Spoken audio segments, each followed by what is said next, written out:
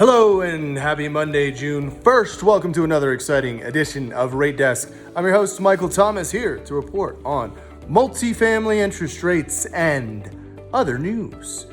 Just got back from a great weekend in Canyon City, Colorado. Nice to be doing some COVID-19 tourism with masks and sanitizers and proper distancing. Great to be giving money to those businesses that operate tourism and be out there and do it in a safe manner under the orders of the state and the CDC. But nice to see people out there and the economy starting to move. And on that note, in the markets today, we saw that the travel and leisure stocks are holding up. We also saw that the major indices kind of mixed, but generally in the green for the most part today. Crude oil did break through the $35 barrel range on futures, and we saw the U.S. 10-year Treasury yield come in about 4 basis points from the high point last week, trading at about 66.66 basis points today. Jumping over to the FHA multifamily interest rates, 223F came in a little bit, 2 basis points from last week, quoting 2.48 on a 35-year fixed rate, and the 221D4 new construction sub-rehab quoting at 313 on a 40-year fixed rate. Jumping over to the agency desk, our Fannie Mae DUS lenders are quoting at around 318 today without many exceptions, and on the Freddie Mac desk, quoting still roughly around that 320. Again, remember, agency debt works largely off of exception pricing. So these are the base rates to give you an idea of where the markets are at. Now, a couple things I want to talk with you about today.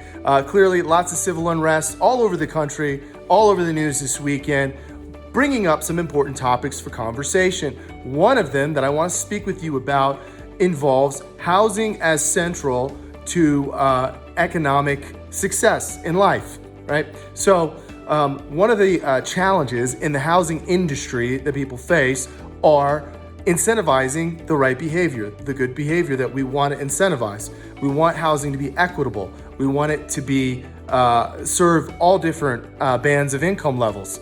This, in actuality, becomes an extraordinarily difficult economic problem to solve. Why? Why is that? Well, in order for there to be a solution, there has to be some sort of a carrot, right? If we're trying to promote good behaviors, good corporate citizenship, making America and economy more equitable, if you want to say that word, how do we do that? Well, we have to create incentives that drive those behaviors, because you really only have two ways to approach solving a problem like that. You've got the carrot approach and you have the stick approach. The stick approach really more has to do with violations of rules that we don't want violated. It doesn't incentivize investment. The carrot is what incentivizes investment. Let me give you an example of that. The Low-Income Housing Tax Credit, enacted in 1986 as part of tax reform back during Reagan's administration. That program produces $8 billion with a B dollars of investment every year in affordable housing rehabilitation and new construction. Why, oh why does that work? It works because there is a benefit. It is a tax credit. Corporations that invest get a dollar for dollar tax credit. Workforce housing, what we're talking about in a lot of these economic disparity situations, middle class, lower class, workforce, things that fall outside of the traditional LIHTC arena, which is, by the way, for a quick definition, 60% of the area median income or lower, or 50% of the area median income or lower. Those are the traditional LIHTC definitions. Anything outside of that is not credited for. I mean, there isn't an incentive. We need one. We talk about it in housing groups. We talk about it as an issue, but where's the action? Now is a time to focus more on this, to advocate more on this, because I think it's clear that we need to have more incentives that are providing more equitable housing. Housing is a great start to an economic foundation for more success. Let me give you a quick example of what didn't work in this arena. Last year, it could have been the year before. Recently, Freddie Mac came out with a program called Workforce Housing Mezzanine. Okay, Mezzanine is somewhere between debt and equity, usually quite expensive. This mezzanine financing was very inexpensive.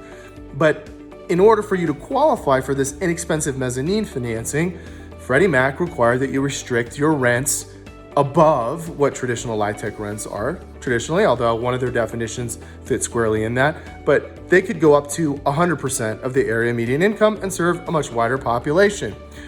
Sounds great. So you've got your debt from Freddie Mac, and now you've got this mezzanine piece, very cheap. So you combine these together, and it was thought of, well, this could be a great incentive for folks to develop affordable housing, little a affordable, that's outside the traditional definition. Guess what? It didn't work. It only lasted, less than 6 months. Boom, it blew up and went away. Why? That incentive wasn't enough. It wasn't a big enough of a carrot for investors and developers to say, I want to do this. There's enough of a benefit here. Is there a societal benefit? Absolutely. But was there enough of an economic benefit? No. Why? Because in order to get the cheap mezz of this debt product, you had to rent restrict for 10 years. If you're an investor, if you're a developer, and you're looking at rent restricting for 10 years, that is a significant haircut off of any upside potential, which is really the reason why many investors and developers, if not all of them, invest in housing, any type of rental housing. So, long way to say today, there's an opportunity to let's refocus our efforts and create a real carrot that serves outside of the traditional LIHTC arena, that serves workforce housing, that serves the central point of making housing with services, with training, with other kinds of things that add benefits to the community. That will go a long way in addressing some of these challenges that we face. That's my opinion, of course, but I do see a gigantic market with lots of potential.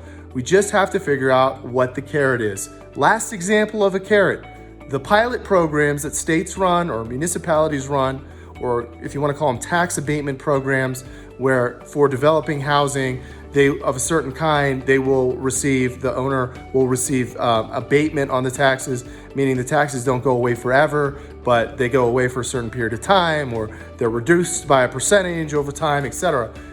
That's an actual carrot. It's monetizable. It's something an investor or developer can look at, understand, and make a business decision on.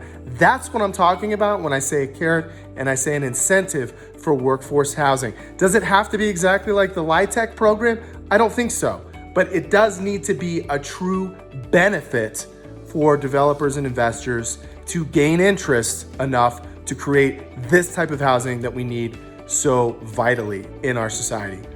That's a lot of soapbox stuff for me today, but I got started and I couldn't stop.